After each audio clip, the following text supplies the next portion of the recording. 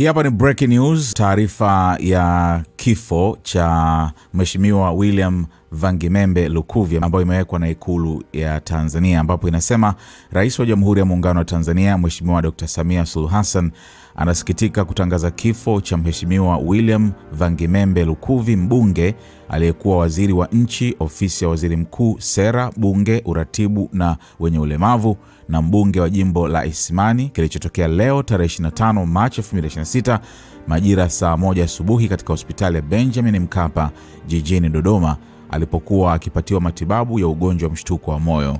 Mheshimiwa Rais anatoa pole kwa Spika wa Bunge la Jamhuri ya Muungano wa Tanzania, familia, wananchi wa jimbo la Isimani, ndugu, jamaa na marafiki na Watanzania wote kwa msiba huo. Sasa hii ni taarifa ambayo imetolewa na Balozi Dr. Moses M. Kusiluka, Katibu Mkuu Kiongozi, leo hii tarehe 25 Machi mwaka huu 2026.